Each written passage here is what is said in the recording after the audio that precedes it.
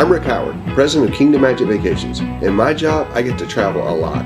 I explore the world on land and sea, eating in unique restaurants and discovering interesting locations. I'm always looking for new places to visit, and I want you to travel with me. Welcome to Travel with Rick. Well, hey guys, welcome to this week's show. Got a great show for you this week here in Key West. You guys may remember Tim Glancey, our friend from last summer. We had you on, right? Yes, indeed. And we kind of talked about what it's like to be a local here in Key West, and now you're back, and we're talking about some more great Key West stories. Well, and whatnot, actually, right? to correct you, not to correct you, but Okay. you're back.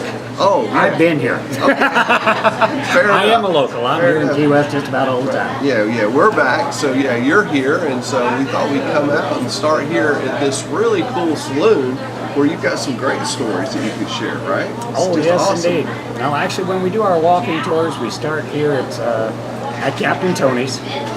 We do the Trails and Tales of Key West, and it is a lot of Jimmy Buffett history, Captain Tony history, Hemingway history, Mel Fisher history. It's like take a walk with a local for about 90 minutes and really get a feel for the town. And there's no better place to start than right here at Captain Tony's. Awesome. I mean, just looking around this place, there's just so much history here. There's a photo up there on the wall of Jimmy Buffett and Captain Tony in 2005. There's one in 79. I guess that was, what year did Jimmy Buffett come to town? Well, Jimmy first hit the island about 1971. Okay. And, well, the reason we start here at Captain Tony's, this is actually the oldest bar in Florida. And Captain Tony acquired it in about 1958. And he kind of made it the place to be. And that it has an amazing history beforehand. This is where Hemingway used to hang out. It was the original Sloppy Joe's. But when Captain Tony stepped in about 1958, he was the first. This was the first real tourist kind of bar here in town. Okay. So he made it the place to be, and that's probably what attracted Jimmy Buffett. Okay. And you said this is where Jimmy Buffett got his first job when he came to Key West, right? Yes, indeed. When Jimmy arrived in '71, he ran into Captain Tony, and Captain Tony took a liking to him. Now, in fact, in just a few moments, we'll have a musician playing up by the front door. Jimmy actually started that tradition because Captain Tony had a regular band scheduled on stage, but he hired Jimmy to play during the regular band's breaks for $5 a night and all the beer he could drink. So Jimmy got to town and had a job. Nice. I guess that deal lasted about a week and a half. Like the following Wednesday, Captain Tony came up to him and went, "Kid, I like your music, but what's your weekly fee?" Yeah, all the beer you can drink thing just isn't working out. Nice. Yeah, so actually, but Captain Tony is the inspiration for Jimmy Buffett's song "Last Mango in Paris." So Jimmy came in, they talked about anything and everything for hours, had a couple of drinks, and a couple of days later, Jimmy stopped in, dropped off the tape, and went, "Here you go, Captain, I hope you enjoy your song." And in the lyrics of the song, it talks about the lyrics being written on the bathroom wall. If you stop into the bathroom over there, the lyrics are still on the bathroom wall. Very cool. They put a little plexiglass plaque over them to preserve them as they repainted the rest of the room over the years. Nice. Maybe that won't get erased like Bob Gurd's signature did at Top of the World. Nice. Very cool. All right, so you said this was the original Sloppy Joe's. They actually picked up Sloppy Joe's and moved it across the street, you were telling me, right? Yeah, you'll see on the front sign out front, it says it was the original Sloppy Joe's from 33 to 37 because, as I mentioned, it was a bar beforehand. But during the Prohibition years, for about a dozen years, they had to close down, officially anyway, as a bar. December 5th, 1933, Prohibition was lifted. What do you know? They reopened as a bar. And were amply stocked. Oh yeah, already, they were already stocked. Right? They were good to go. Yeah, but they could officially open up as a bar. Nice. And that's where, as I said, this is where Hemingway used to hang out. He's the one that gave it his name, Sloppy Joe. Sloppy Joe's after the original owner, Joe Russell. And 1937, the landlady came in and said, "Joe, you're doing pretty well. I'm going to have to raise the rent $1 a week." Joe thought that was outrageous. Closed the doors about midnight. Invited all the regular customers to come in and give them a hand. Drinks were on the house if you were willing to pick up something. They picked up the entire bar, lock, stock, and barrel. 9 a.m. the next morning. Sloppy Joe's opened up on the corner here, about half a block away.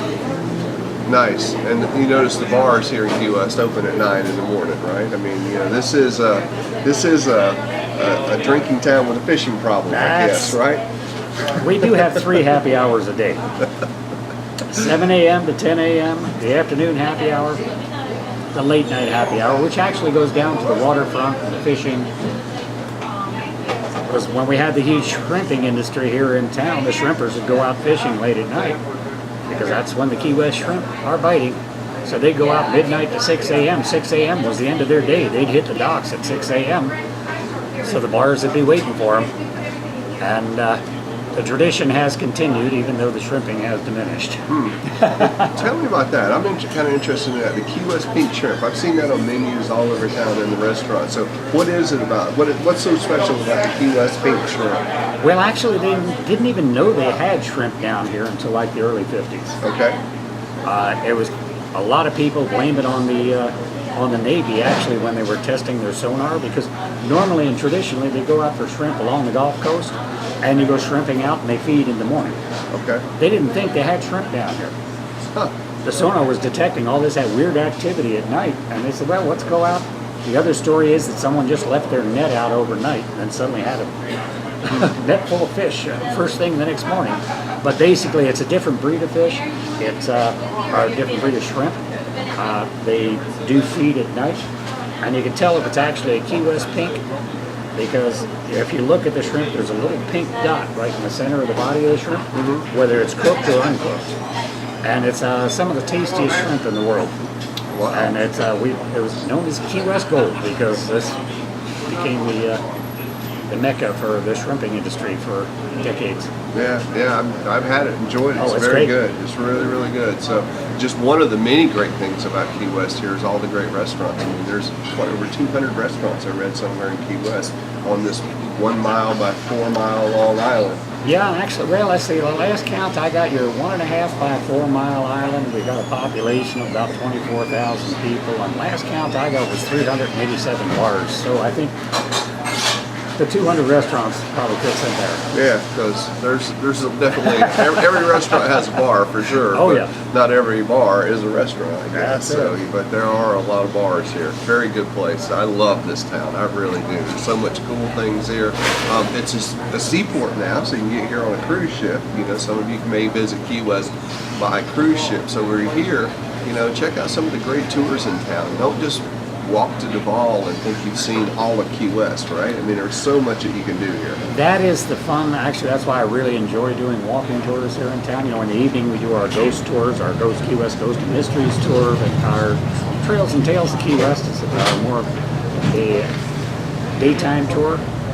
And it is kind of fun because it is, we cover a lot of Jimmy Buffett history, a lot of island history, a lot of the architecture, but in a walking tour, the advantage you have is that it's very conversational. So if you have questions along the way, it's like sitting down and chatting with you right now. Sure. It's like, oh, let's talk about shrimp. Yeah, we'll go this direction. Right. We'll go that direction. But it's like taking a walk with a local for about 90 minutes and really getting a feel for the island. And that's kind of the cool part about it. Yeah, and I think that's the difference between one of the differences between travelers and tourists. When you hit a new location, go and find a nice little bar, a nice little restaurant where the locals really are, and strike up a conversation, or take a tour with a local and find out more of the inside parts of a town like Key West, because there's so much more that you'll find out just from chatting with somebody than you will ever find out just from taking a stroll up the most popular street in town, right?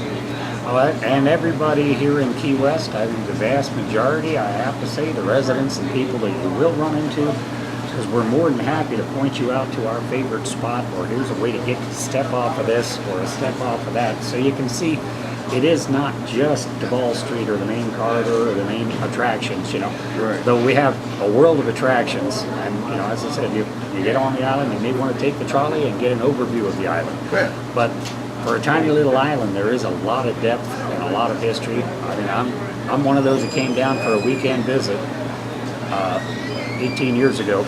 And never left. Yeah, what can I say? It's been a long weekend. Nice. But I'm still constantly discovering things about the island. And that's what really keeps the fun and the fascination about Key West. Very cool. All right, well, I love Captain Tony's. It's just a great bar. It's a great place to hang out. So if you want to find this place, when you get to Key West, Seaport is that way. So you have to walk right past it going to Duval Street, where you're going to want to go. If you do find your way to Duval Street and miss it, and you're at Sloppy Joe's, or if you're at Rick's Cafe, you know, it's not mine, but noticed that I've fallen in there a couple of times, but it is kind of right across the street from Sloppy Joe's. So if you're at Sloppy Joe's, just kind of walk back towards the port. You can't miss it. Look for the big grouper above the sign, and you'll be sure to find Captain Tony's. And just walk around and look at some of the memorabilia in here, and just soak it up. Or take Rick's advice. You're looking for Captain Tony's. It is the oldest bar in Florida. It's been here for years. Just ask somebody on the street. Where's Captain Tony's? It's like, oh, down here, right to your left. That's the joy of Key West, is everything is in walking distance, and they're more than happy to point you in the right direction. Right. Just ask a local. All right, Tim. Well, let's move out and try to find out some more things about Key West in depth. Okay, well, let's get this tour started. Take another little snippet of a tour. So we're going to be walking and talking for just a little bit. Come on, guys. Let's have some fun. Earlier, we were talking about how they moved Sloppy Joe's from Captain Tony's. Right now we're about a quarter block away. As you can see, it wasn't that big of a move. Right. And we don't have that much further to go to our next destination. Cool.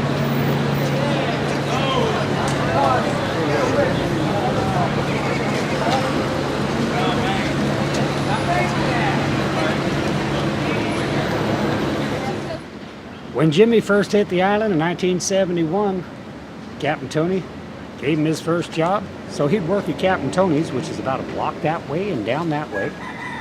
There was another little club called Howie's Lounge that is directly across the parking lot over here.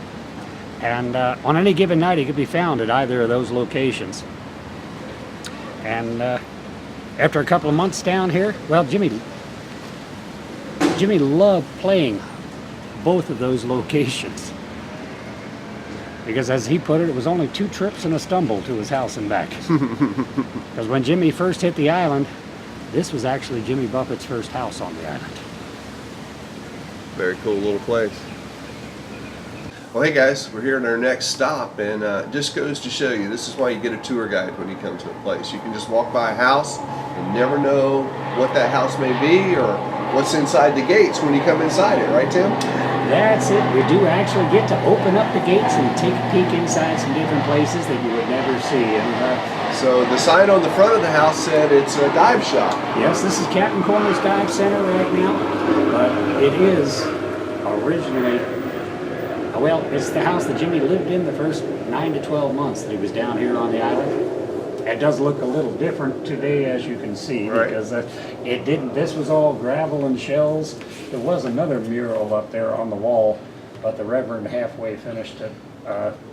Whole nother story. I don't think you have a long enough show. we'll have There's to too many back. stories in Key West. We'll just have to come back. But now their training center was a broken down garage. So I'm sorry, this is 1971 when Jimmy Buffett first came down. So everything was a little fun and funkier. And he actually never owned this property. It was owned by an author by the name of Tom McGuane, who wrote 92 Degrees in the Shade. And but it was kind of a 70s compound for artists, musicians, and different people along the way. Nice, nice. Well, for all you guys that follow our show, know what a big Jimmy Buffett fan I am. I'm kind of geeking out here. You know that this is the first house that he had when he came to town. It's pretty cool. So thanks a lot for opening up the gates so letting us see it. Well, that was fun. Uh-oh, the dive crew is arriving. Watch out. It's all good, Welcome to an island town. No, actually, and it is located just a couple blocks from Captain Tony's. And if we go up to the corner and back over to the harbor, because we were talking earlier about the shrimp and the shrimping industry, when Jimmy first arrived, that was the working seaport. Okay. So in all the Jimmy Buffett songs, when he talks about the shrimp boats pulling up to the pilings, he wasn't kidding. That was the day. He had no money when he first arrived. Sorry guys, I didn't. He would work on the shrimp boats in the daytime, and then go play different gigs at the clubs at night. Right. And that's why he named his studio Shrimp Boat Sound Studios. which is also right in the vicinity, but we can't give away all the secrets. Right, you have to stumble across that one by yourself. I can tell you, you can walk right by it a dozen times and never know that it was a studio or had anything to do with Jimmy Buffett, right? Oh, that's... Because I did that myself, kind of walked by it a few times, and then our other friend down here, John Dworsky, said, oh yeah, you were right by the studio. I'm like, oh, okay, great. Well, that's why I always say Jimmy has an amazing knack for hiding in plain sight. Yeah. He can arrive on the island. He was here a week before last, but he pops in, has lunch, does that, but he throws on his sunglasses and throws on his baseball cap and hops on his bicycle and doesn't create a big amount of attention around himself, so no one even knows that he's here. One of these times down here, I'm going to stumble. I'm going to be here the same time he's on the island, and maybe I'll get to say hi. And That's some of the cool times, because then he usually just have some fun stories that I'll have to share with you later on, of just when he showed up at one of the little side pubs where we happened to be and just picked up a guitar and started playing. Very cool. It's not like a full concert. I think he loves this little island as much as we do. Very nice, very nice. Yeah, you were mentioning it was a couple years ago for the Margaritaville days, and he did a show down on Duval Street, right? Oh yeah. Yeah, he stops down every couple of years. We have Meeting of the Minds, which is the big major Parrot Head conventions. Of course, we have a festival down here about every other week, so keeps it interesting because the whole demographic of the town changes according to whatever festival goes on. But right. Yeah, he stops down, and he's never announced, so you never know exactly where or when. And but it's a full street party. It's 4 days of great music. You got to come down. It's first weekend in November. Right, we should do that. Okay, we got to twist his arm, talk to his wife. He's coming down for the Parrot Head convention. Yeah, I think you guys should see that. I think we'll have to bring you back for the Parrot Head convention for sure. All right, Tim. Well, what else are we going to see around Key West here? What else is on the tour? What else is on the tour? Well, I don't know. It depends. That's the joy of our Trails tour, is that you get to ask the questions and then we kind of get to point it in your direction. You may have noticed this is not that tightly scripted. Right. Okay. So you get to ask questions and discover the island a little bit just on the fly, which is a great way to discover and find out things about a place, which is really cool. But we have more fun things in the next couple blocks, so let's all right, well, let's head on out. They got some divers getting in the water here in a minute, so we better go. Well, Tim, it looks like we've kind of come to the end of our tour, brother. Where are we now, though? Right now, we are right back on the mayhem of Duval Street. So we're at the Bull and Whistle, which is right on another one of our iconic bars here in town. This is where Jimmy actually played here as well years ago. Okay, right there? Maybe well, no, actually the stage at the time was right over here. Okay, so we're kind of right where the stage might have been? Yes, indeed. We'd be stage right now. Awesome, awesome. One of the cool things about this bar is, it's an iconic place on Duval Street because it's just so big and, has such a great frontage out on the street. But when you walk in, the murals here are just amazing. It kind of tells the story you were saying, right? Actually, it does tell the story of Key West. You've got anywhere from the sinking in the Maine to around the room. It goes from Mel Fisher to Ernest Hemingway to Audubon to Tennessee Williams to the Navy days. Jimmy Buffett's picture is actually on the wall, but I don't tell people where that is because they always come down and try and hunt down and find it. But, nice. Just one of the things you can discover here in Key West. Oh, yes, indeed. While you're on tour or off tour, actually finding your own locations. For your travel friends, I'll let them know. There is a mural on the other side of the wall there that depicts our Fantasy Fest parade. Another fantastic celebration. Back in 1989, Jimmy was actually named king of Fantasy Fest. Wow. Conveniently, it was 2 days before the election. So to get back where we started, because we talked about Captain Tony earlier, and Captain Tony was actually elected mayor back in 1989. Only took him 6 tries. The 6th time, Jimmy actually flew in as his campaign manager, and what do you know, we got elected. Look at that. Yeah, everybody needs a good celebrity sponsor to help them get elected to anything today, right? That's all you need. It is almost noon, so that means officially in Key West it is like almost 5 o'clock somewhere. Yeah, and we just happen to be in a pub, so I think it's my turn. I get first round. Okay, awesome. Awesome. We're in. Listen, guys, we've got to roll because there's way too much going on here, and we don't want to miss a thing while we're here. I want to thank Tim for taking us out and showing us around Key West. Thank you very much, my friend. It's always a blast getting together with you. I love your island. I love coming here. I'm coming back more and more, and we'll have to do some more of this because I'm sure we haven't seen it all. Oh, there are more tales to tell. As I said, look around the walls of the bowl, and we can dive into any element of history you want. I still keep on discovering myself every day. Absolutely. All right. Listen, we'll put Tim's contact information below. You can reach out to me. I can connect you with him. You can reach out to him. He'll connect you with Key West. You'll have an awesome time when you're here. Don't come to this island and not take a tour and not find out about some of the great things that happened on this island, some of the great things that are happening on this island, and some of the cool things that you can discover with one of Tim's tours, whether it be a walking tour in the daytime or whether it be a ghost tour at night. You know, he's got something for everybody, and you'll discover a lot more about this island, and it'll just come alive for you like it has for us. Thanks a lot, my friend. Oh, my pleasure, my pleasure. All right, guys, thanks for watching. We hope to see you right back here on another episode of Travel with Rick real soon. And come to Key West. You'll love it. So long, everybody. When it's time to plan your next vacation, you need the experience of someone who can help you make the best decision for your vacation dollars. With over 18 years of experience, Kingdom Magic Vacations can help you plan your next trip to incredible destinations like Disney, Universal, cruises, and all-inclusive destinations. Our team of travel planners are with you every step of the way. All you have to do is relax and enjoy your vacation. We do all the work. Call 866-972-6244 or visit kingdommagic.com to start planning your vacation today. Thanks a lot for watching this week's show. Check out this awesome resort behind me. This is Disney's Wilderness Lodge here at the Walt Disney World Resort in Orlando, Florida. One of my favorite places to stay in all the world. It's just incredible. Hey, if you're watching this on travelwithrick.com, be sure you go up there and drop your email address in our subscribe box. Every time we put something new here on Travel with Rick, you'll get an email in your inbox letting you know all about it. That way you don't miss a thing. And if you want to find out more about what we're doing, check out our Facebook page, facebook.com/travelwithrick. There you can interact with other Travel with Rick friends, find out where we're going, what we're doing, and check out our question of the week also. Listen, if you're on iTunes or on YouTube, check us out in both of those places. I like to watch Travel with Rick on iTunes on my Apple TV. It looks awesome over there. And on YouTube, make sure you subscribe, rate us, do all those things that you do in both of those places. We'd really appreciate it. Hey, that's going to wrap up this week's show. Thanks a lot for watching. We look forward to seeing you right back here next week for another episode of Travel with Rick. So long, everybody.